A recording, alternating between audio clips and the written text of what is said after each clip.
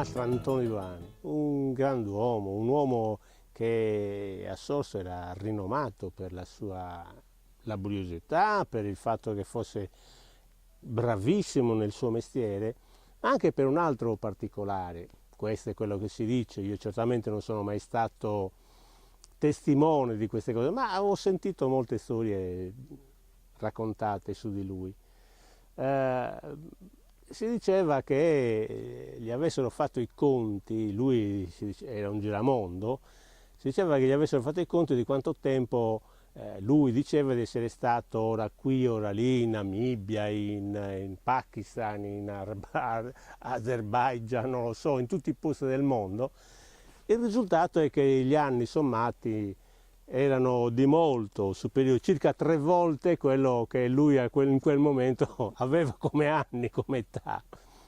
A parte questo però, indubbiamente la sua perizia e bravura erano insuperabili.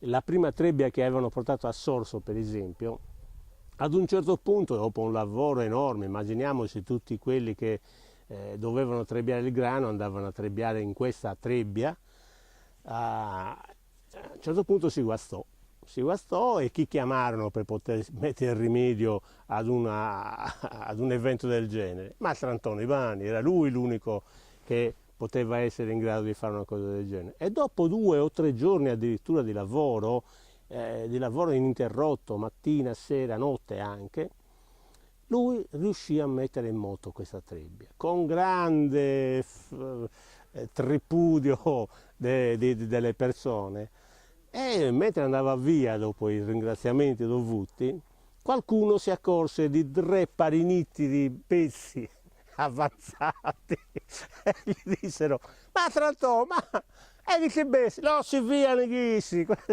Lui diceva queste cose così estemporanee che però l'hanno lasciato vivo nei ricordi.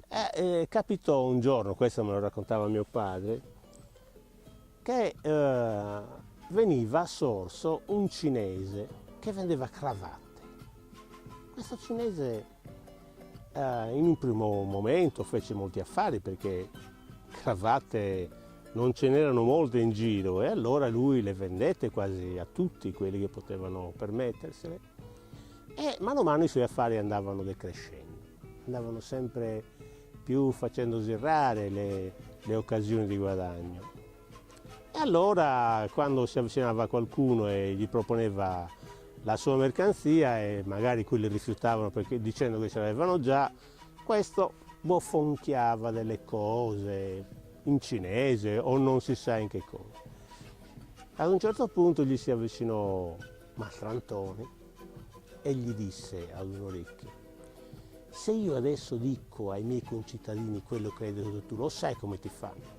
Di te non rimane neanche una poltiglia. Adesso non so se questo si è bevuta, se era vero oppure no. Questo sta di fatto che prese la sua valigia, la chiuse e non si fece più vedere.